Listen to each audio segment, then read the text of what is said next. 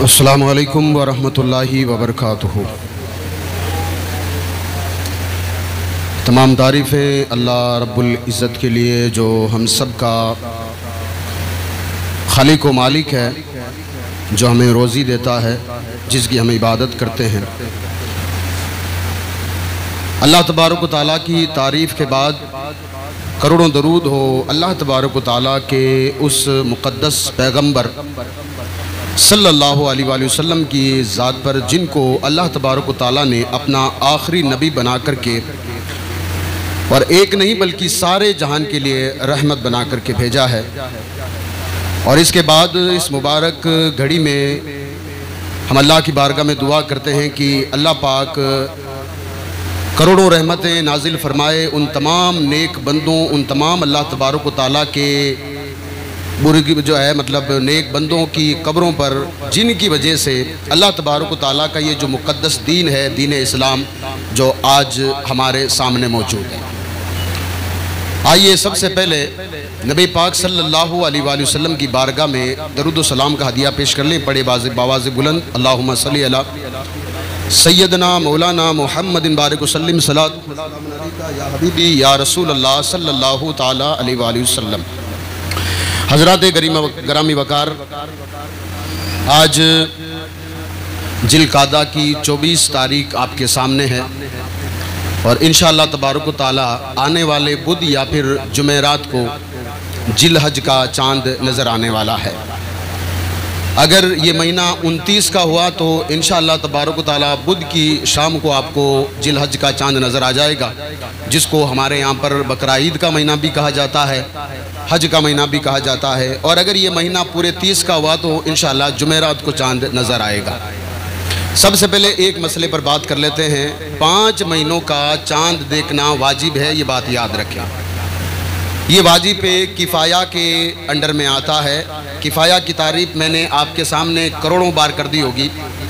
جب بھی کسی مسئلے کے پیچھے کفایہ لگتا ہے تو یہ بات یاد رکھیں، اگر وہ کام کسی ایک شخص نے کر لیا تو سارے لوگ بری ہو جاتے ہیں جس مسئلے کے پیچھے کفایہ لگتا ہے، یہ بات یاد رکھیں۔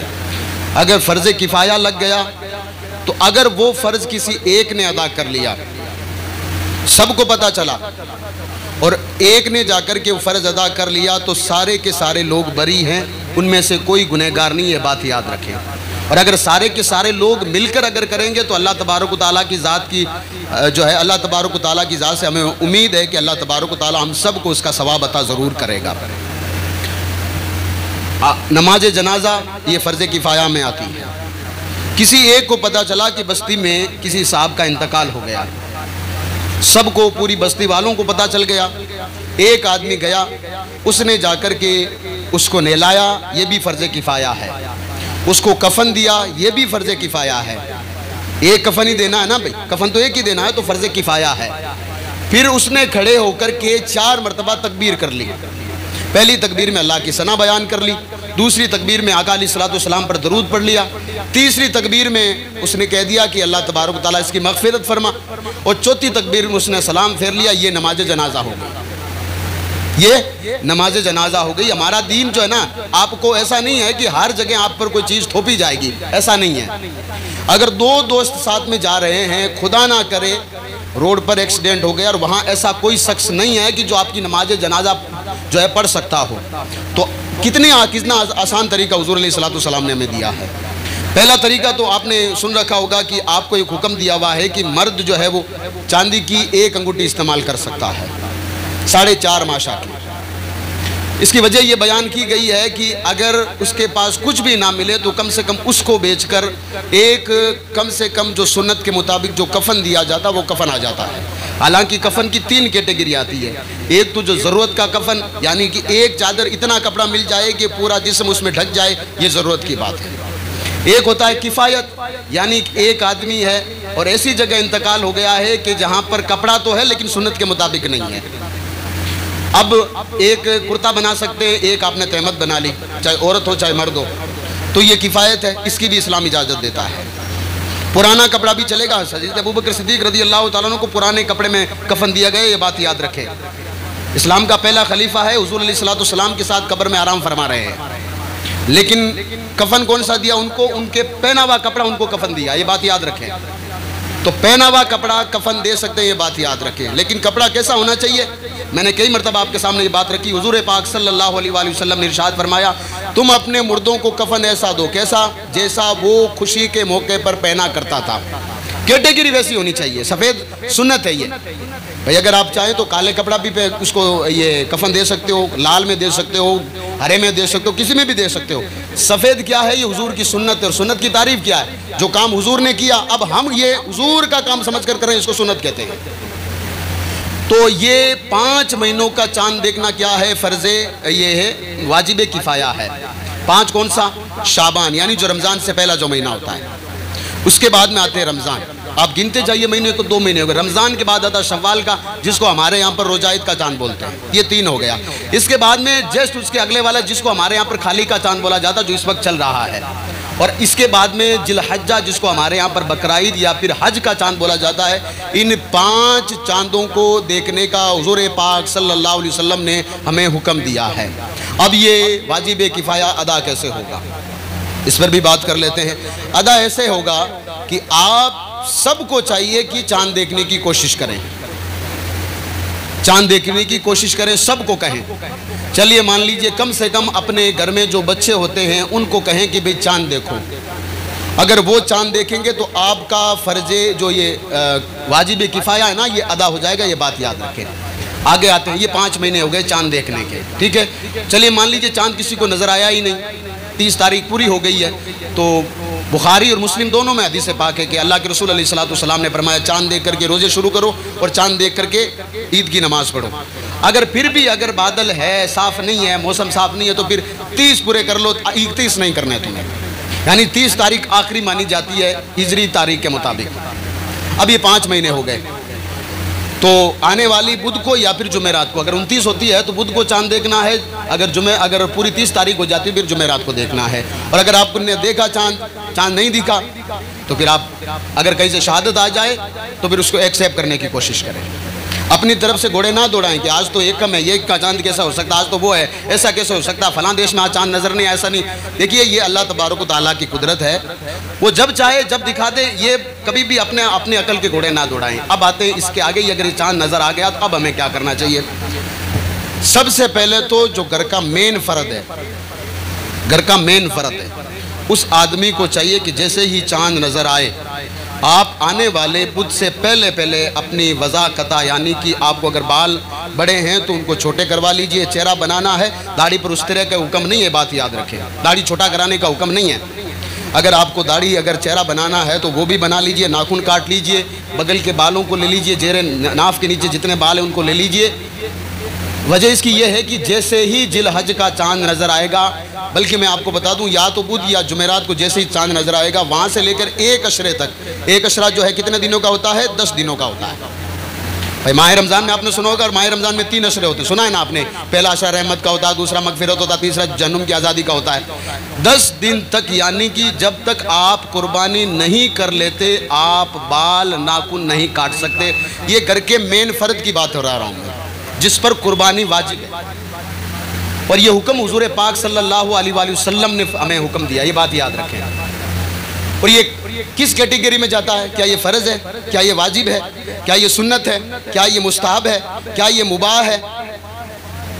تو یہ مستحب کی کیٹیگری میں آتا ہے۔ مستحب کہتے ہیں اگر آپ کرو گے تو ثواب ہے، نہیں کرو گے تو گناہ نہیں ہے، یہ مستحب ہے۔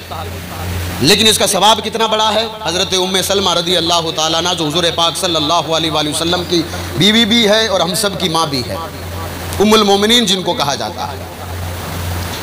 بخاری میں حدیث پاک ہے کہ وہ فرماتی ہے اللہ کے رسول صلی اللہ علیہ وآلہ وسلم نے ارشاد فرمایا جیسے ہی ذی الحجہ کا چاند نظر آئے تو جو آدمی قربانی کرنا چاہے، اب گھر کا جو مین فرد ہوگا قربانی وہی کرے گا۔ یہ الگ چیز ہے کہ ہمارے یہاں پر کبھی چھوٹے والے کو پرچہ دے کر کے اس کو دعا پڑھا دی جاتی ہے، کبھی عورت کو دعا پڑھا دی جاتی ہے، کبھی بچی کو دعا پڑھا دی جاتی ہے۔ یہ بات یاد رکھیں، قربانی جو گھر کا مین فرد ہے نا اسی پر واجب ہوتی ہے، یہ بات یاد رکھیں۔ اور دعا کا کیا مطلب ہے؟ یہ جو آپ کو عید کے دن ایک پرچہ لے کر دعا پڑھائی جاتی ہے، اس دعا کا مطلب کیا جانتے ہیں؟ یہ دعا 2 جگہ پڑھائی جاتی ہے۔ ایک تو جب آپ قربانی کرتے ہو تب یہ دعا پڑھائی جاتی ہے، اسی طریقے کی ایک دعا ہے، تھوڑے سے الفاظ الگ ہے اس کے۔ عقیقہ کسی کا کیا جاتا تو ایسی دعا پڑھائی جاتی ہے۔ بھئی عقیقہ سیم قربانی کی طرح ہے، سارے وہی شرائط پائی جاتی ہے عقیقے میں بھی، یہ بات یاد رکھیں، ساری سیم شرطیں پائی جاتی ہے عقیقے میں، یہ بات یاد رکھیں۔ ہاں یہ الگ ہے کہ قربانی کا ایک وقت ہے، کب؟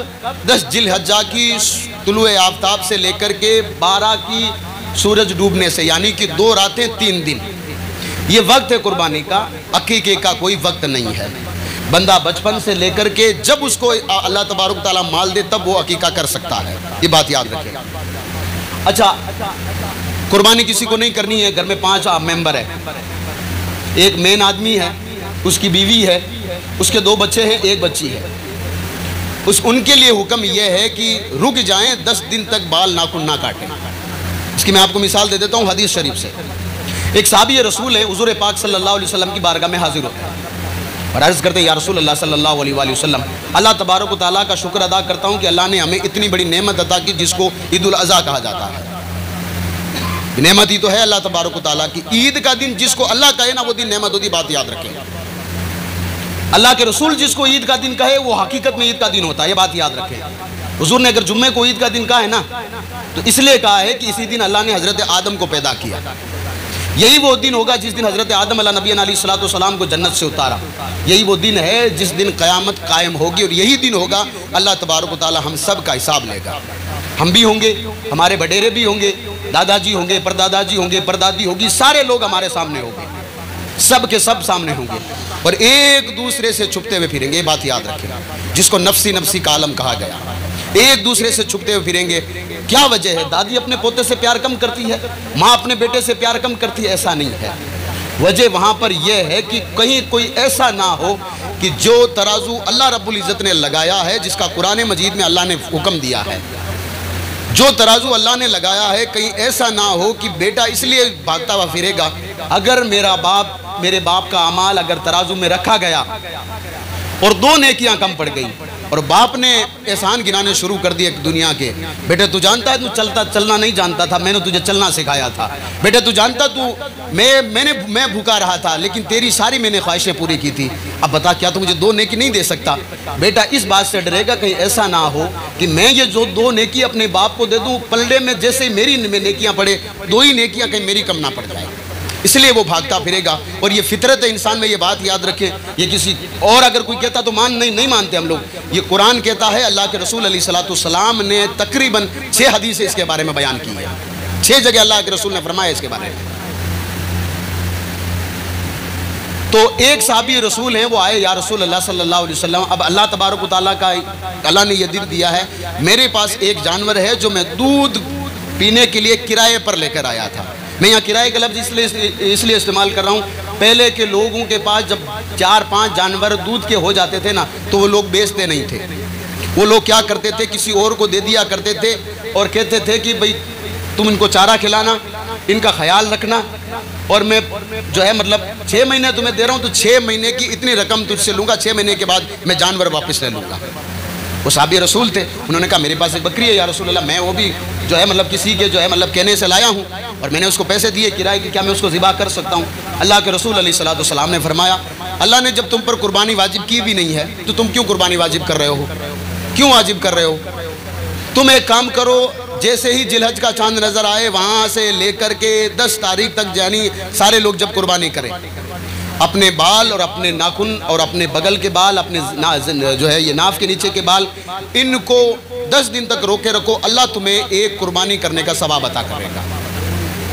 ہم لوگ ہر چیز کو ہلکا سمجھ لیتے ہیں، ہاں یہ چیز کوئی ہلکی نہیں ہے، اللہ کے رسول علیہ السلام نے فرمایا ہے قیامت کے دن ایک ایک نیکی کو ترسو گے، 10 دن اگر آپ کی داڑھی نہیں بناؤ گے تو ایسا نہیں ہے کہ داڑھی آ کر کے آپ کے قدموں میں گر جائے گی، آپ چل نہیں پاؤ گے، 10 دن آپ کے بال اتنے لمبے نہیں ہو جائیں گے کہ آپ جو ہے مطلب پورے بالوں میں چھاتے کی طرح ڈھک جاؤ گے، 10 دن اگر ناخن نہیں کاٹو تو ایسا نہیں ہوگا کہ آپ جناتوں کی طرح آپ کے ناخن لمبے ہو جائیں گے، 10 دن تک اگر آپ جو ہے مطلب یہ ساری چیزیں نہیں کرو، ایسا تو نہیں ہے کہ آپ جو ہے مطلب سگلے کی طرح نظر آؤ گے، ایسا تو نہیں ہے نا، 10 دن صرف 10 دن تو آپ کو انتظار کرنا ہے، مجدہ رسول پاک صلی اللہ علیہ وسلم نے آپ کو سنایا ہے۔ آگے کا مسئلہ آپ سن لیجئے، دیکھیے ہمارے یہاں پر ایک ہم جو جانور قربان کرتے ہیں اس کی عمر 1 سال ہونا ضروری ہے، یہ بات یاد رکھیں، 1 سال۔ ایک سال ہونا ضروری ہے، اس کے اندر کوئی عیب نہیں ہونا چاہیے۔ اب عیب ہمارے یہاں پر عیب ہر کسی کو سمجھ لیا جاتا ہے۔ اگر ایک جانور جو ہے گیا جو ہے مطلب یہ جنگل میں اور اس کے کان کو تھوڑا سا چیرا لگے، ہم سوچتے ہیں یہ عیب ہے۔ عیب کا مطلب میں آپ کو بتا دیتا ہوں، جانور کا جو حصہ ہوتا ہے ایک حصے کو، مان لیجیے جیسے یہ ہاتھ ہے، ایک پاؤں ہے مان لیجیے جانور کا، اب اس میں چوتھا ہی جو ہے وہ پاؤں جو ہے خراب ہو چکا ہے، اس کو عیب کہا جائے گا۔ جانور کی 2 آنکھیں، ایک آنکھ پھوٹ گئی جس سے بالکل اسے نظر نہیں آتا ہے، عیب مانا جائے گا، وہ عیب مانا جائے گا، تو اس کے اندر عیب نہیں ہونا چاہیے۔ اب مان لیجئے گھر میں 5 فرد ہے، 5 آدمی رہتے ہیں گھر میں، 5 پر قربانی ہے، کرنا ایک ہی بندے کو، تو میں آپ کو بتا دیتا ہوں، نہ مجھے کچھ ملنے والا ہے، نہ آپ یہاں پر بیٹھے ہو کسی کو ملنے والا۔ اگر میں آپ کو کہوں گا کہ آپ زیادہ قربانی کرو تو میرے گھر تو کچھ آنے والا ہے نہیں، لیکن میرا کام ہے آپ کو اس مسئلے سے آگاہ کرنا جس مسئلے کو حضور علیہ السلام نے فرمایا ہے۔ اچھا مان لیجئے آپ کے گھر میں ایک باپ ہے، اس کے 3 بیٹے ہیں، تینوں الحمدللہ کام اچھا چل رہا ہے، سب کچھ ٹھیک ہو رہا ہے۔ تھوڑی سی بیچ میں بات کاٹتے ہوئے آپ کو بتا دیتا ہوں کون سی چیز آپ کو چھوڑنی ہے۔ دیکھیے مالک کے نصاب کے لیے جس گھر میں رہ رہے ہو نا، اس گھر کی قیمت آپ کو نہیں لگانی ہے۔ ایک سواری آپ کے پاس ہے جو آپ کو روزانہ آپ جسے کام لیتے اس کو چھوڑ دینا، بولیرو ہے، موٹر سائیکل ہے، یا کوئی بھی ایک سواری کو آپ کو چھوڑ دینا، ٹھیک ہے۔ اب اس کے بعد اس زمین کو چھوڑ دینا ہے جس زمین پر آپ ہل چلا کر کے اناج نکالتے ہو، اس کی قیمت آپ کو نہیں لگانی ہے۔ ان سارے کپڑوں کو چھوڑ دینا جو کپڑے آپ شادیوں میں، عیدوں پر یا میت پر پہنتے ہیں، ان کپڑوں کی آپ کو قیمت نہیں لگانی ہے۔ اب اس کے بعد میں جو چیز آپ کے گھر میں روزانہ جو آپ کو یوز لیتے ہو، مان لیجئے کسی کے پاس 50,000 کا ایک موبائل ہے، 50,000 کا ایک موبائل ہے، اب اگر آپ چاہیں تو 10,000 میں بھی کام ہو سکتا تھا، آپ چاہتے تو 20,000 میں کام ہو سکتا، 50,000 لینے کی ضرورت کہاں تھی؟ تو آپ کو جو آپ نے ایکسٹرا جو پیسے لگائیں وہ آپ کو نکالنے پڑیں گے اس میں سے، یہ بات یاد رکھنا ہے۔ اب اس کے بعد میں آپ کو دیکھنا ہے کہ آپ کے پاس جو ہے زیورات کتنے ہیں، پیسے کتنے ہیں۔ تو آج کے حساب سے اگر میں دیکھوں کہ اگر کسی کے پاس 63,000 روپے، اگر کوئی مالک ہے 63,000 کا 63، تو اس آدمی پر قربانی واجب ہے، یہ بات یاد رکھیں۔ لیکن اگلا مسئلہ اور اس سے بھی تھوڑا سا آگے اور سن لیجئے، آدمی کے پاس 63,000 روپے ہے یا اتنی اس کے پاس چیز موجود ہے، لیکن 40,000 کا اس پر قرض ہے۔ 63,000 روپے ہے اس کے پاس، یا اس کے پاس 63,000 کی اتنی کوئی چیز ہے اس کے پاس، دکان میں سامان ہے، اگر کل بکے گا تو وہ 80,000 کا ہو جائے گا، لیکن 40,000 کا اس پر قرض ہے۔ تو اب قرض کی جو علماء نے، جو فقہاء نے جو قرض کے بارے میں جو ہمیں بتایا وہ یہ ہے کہ آدمی کو چاہیے کہ سب سے پہلے اپنے قرض کی پورتی کرے۔ آپ کو مطلب بتلاؤں، اگر کوئی بندہ اس دنیا سے چلا گیا، میت پر جانے کے بعد ایک آدمی نے کہہ دیا کہ جو ہماری لڑائی ہوئی تھی میں نے تجھے معاف کر دیا، اللہ معاف کر دے گا۔ ایک آدمی نے کسی پر کیس کر دیا، جھوٹا کیس کر دیا، اس کا انتقال ہو گیا، جس پر کیس ہوا تھا اس نے کہا کہ اللہ کے لیے میں نے معاف کر دیا، اللہ معاف کر دے گا، ساری چیزیں اللہ معاف کر دے گا۔ لیکن اگر کسی آدمی پر قرض ہوا تو قرض معاف نہیں ہے، بات یاد رکھیں، قرض معاف نہیں ہے، قرض بندے جو ہے مطلب میت پر مقیت رہتا ہے، یہ مسئلہ یاد رکھیں۔ تو اس کو قرض دینا ضروری ہے، تو پہلے اپنے قرض کی ادائیگی کرے۔ اب اس کے بعد میں اس بندے کو چاہیے کہ اگر 40,000 میں نے یہ دے دیے ہیں، اب میرے پاس کتنی رقم بچتی ہے، تو اگر اتنی رقم بچتی ہے تو اب میں آس پاس کے علاقے میں ہمارے یہاں پر ایک اجتماعی قربانی کا جو ہے مطلب سسٹم چلتا ہے۔ اجتماعی شرن آباد چلے جائیں، باسنی چلے جائیں یا ناگور شریف چلے، اجتماعی قربانی کہتے ہیں کہ 7 بندے مل کر ایک قربانی کرنے کو، یہ اجتماعی قربانی ہے۔ کتنے پیسے لگتے ہیں؟ اب جانور کے حساب سے پیسے لگتے ہیں، کیونکہ جب بڑا جانور جب کوئی لیتا ہے تو 2 سال کی اس کی عمر ہونی ضروری ہے۔ اب اس کی عمر کے لیے کم سے کم اب اس وقت اگر ہم دیکھیں تو 25 یا 30,000 سے نیچے جانور آتا نہیں ہے کہ کہیں پہ بھی، تو اب وہ اس حساب سے لگاتے ہیں، کوئی جو ہے 41 روپے ایک حصہ لیتا ہے، کوئی 5,000 روپے لیتا ہے۔ تو اس آدمی کو چاہیے کہ اگر میں نے قرضہ دے دیا ہے تو پاس میں جو اجتماعی قربانی ہوتی ہے نا اس میں میں حصہ لے لوں۔ لیکن یہ بات یاد رکھیں کہ سارے اگر گاؤں والے اگر یہ چاہتے ہیں کہ ہم اجتماعی لے لیں قربانی تو یہ نہیں ہوگا، یہ بات یاد رکھیں۔ وہی آدمی کہ جس کی جو ہے کنڈیشن خراب ہو، یا پھر 4-5 گھر میں ایسے آدمی جن پر قربانی ہے، تو اس آدمی کو چاہیے کہ ایک قربانی اپنے گھر میں کر لیں، باقی جو ہے آس پاس میں اپنے علماء سے یا کسی سے بھی رابطہ کر کے، آپ کے پاس موبائل ہے، روزانہ جو کوئی نہ کوئی پوسٹر آپ کے پاس آتا ہوگا، آپ اس میں نمبر کے رابطہ کر لیں کہ بھئی ہمیں اجتماعی قربانی کرنی ہے، آپ وہاں پر حصہ لے لیں، آرام سے آپ کی قربانی ہو جائے گی۔ جو آپ جو ہے اس میں جو حصہ لیا جائے گا وہ غریبوں یتیموں تک وہ جو ہے اس کا گوشت وغیرہ پہنچایا جاتا ہے۔ آخری مسئلہ آپ کے سامنے بیان کر رہا ہوں، بدھوار کو یا جمعرات کو چاند نظر آئے گا، ٹھیک ہے؟ تو اب حکم تو یہی ہے کہ بال اور ناخن یا داڑھی یہ چہرہ وغیرہ نہیں بنانا ہے، یہ بات یاد رکھیں۔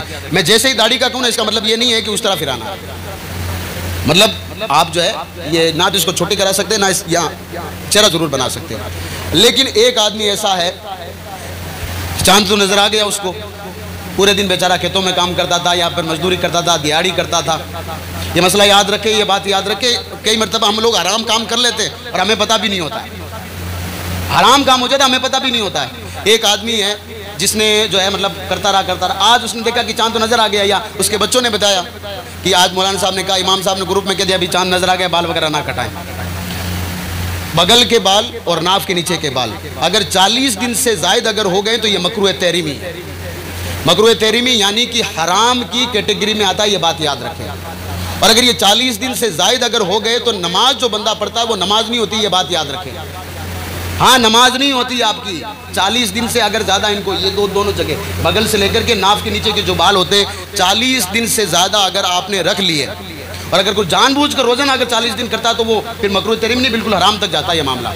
تو اگر چاند نظر آ گیا مان لیجئے، لیکن اس بندے کو معلوم ہے کہ 40 دن سے زائد ہو گئے، میں نے یہ بغل کے اور ناف کے نیچے کے بال میں نے نہیں لیے، تو اب وہ چاند کی فکر نہ کرے۔ اب اس کو چاہیے کہ کیوں کہ یہ تو مستحب ہے، مستحب کے چکر میں حرام کام نہ کرے، اپنی نمازیں خراب نہ کرے وہ، اسی لیے کہ جیسے ہمیں کل یا یہ 29 کا اگر ہوتا ہے تو پھر بدھوار کو چاند نظر آئے گا، اور اگر 30 کا یہ چاند ہوتا ہے کیونکہ 24 آج ہو چکی ہے تو جمعرات کو چاند نظر آئے گا، تو آپ ایک کام کریں، اس سے پہلے جو ہے مطلب اپنی حجامت کرا لیں، بال جو ہے مطلب چھوٹے کروا لیں، ساری چیزیں، اور ہمیشہ ان کاموں کو ہر جمعے کا ہمیں حکم دیا گیا ہے، کام کریں تاکہ جو ہے اللہ تبارک تعالیٰ ہمیں اس کا ثواب بھی عطا کرے گا۔ باقی اگر کوئی بھی مسئلہ ہو تو آپ پوچھنے کی کوشش کیجئے، چاہے وہ عید کے تعلق سے ہو، چاہے وہ قربانی کے تعلق سے ہو، چاہے وہ صدقہ کے تعلق سے ہو، کیونکہ یہ وہ مسائل ہیں جو رات دن ہمارے بیچ میں ہوتے ہیں، اور ہمیں روزانہ وہ مسائل بتانے پڑتے ہیں۔ پھر لوگ کہتے ہیں کہ مولانا صاحب یہ کیسے ہوا رہا، ہم نے تو ان سے پوچھا تھا تو وہ ہو گیا۔ دیکھیے کسی سے پوچھنے سے فرق نہیں پڑتا ہے، فرق کتاب کیا کہتی ہے وہ فرق پڑے گا، حضور علیہ الصلوۃ نے کیا فرمایا اس سے فرق پڑے گا، اللہ تبارک و تعالیٰ نے قرآن مجید میں کیا حکم دیا، فرق اس سے پڑے گا۔ اور یہ جو دو چیزیں قربانی سے لے کر کے حج تک، یہ ساری چیزیں ہیں نا، یہ دو باپ اور بیٹے کی سنت کے ارد ارد گھومتی ہے۔ ایک کا نام باپ کا نام ہے حضرت ابراہیم علیہ السلام، اور بیٹے کا نام ہے حضرت اسماعیل علیہ السلام، جن کی وجہ سے شہر مکہ کو اللہ تبارک و تعالیٰ نے آباد کیا۔ اللہ تبارک و تعالیٰ نے پوری قرآن مجید میں ایک سورت نازل فرمائی جس کا نام ہے سورہ بلد۔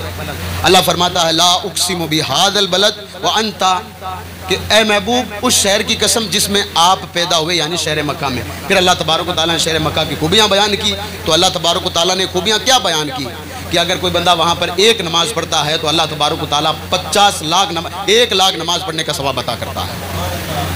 حرم کے اندر بندہ جو میدان عرفات وغیرہ یہ ساری چیز آتی ہے نا، اگر بندہ وہاں پر ایک نماز پڑھتا ہے، یہ جو آپ مسجد میں بھی آپ آئے ہو نا، یہاں اگر نماز پڑھو گے تو ایک امام کے پیچھے نماز پڑھو گے، میرے جیسے ایرے گیرے نتو کہرے جیسے امام کے پیچھے اگر آپ نماز پڑھو گے، اللہ آپ کو 27 نمازوں کا ثواب عطا کرے، ایک نماز پڑھ رہے ہو۔ لیکن وہ جگہ اتنی مقدس ہے کہ اللہ کے رسول علیہ الصلوۃ نے فرمایا یہاں جو ایک نماز پڑھتا ہے اللہ اسے 1 لاکھ نماز پڑھنے کا ثواب عطا کرتا ہے، وہ شہر مکہ۔ پھر وہاں سے نکل کر جب حجاج کرام جاتے ہیں مدینہ منورہ، یا جو عمرہ کرنے والے وہاں جاتے ہیں، جس کو مدینہ منورہ کہا جاتا ہے، جو آقا علیہ السلام کا شہر ہے، جو امام حسن کا شہر ہے، جو امام حسین کا شہر ہے، اللہ کے رسول علیہ السلام فرماتے ہیں یہ بھی حرم ہے، یہ میرا گھر ہے، یہاں کوئی نماز پڑھتا ہے، ایک نماز پڑھتا ہے، اللہ اسے 50,000 نمازوں کا ثواب عطا کرتا ہے۔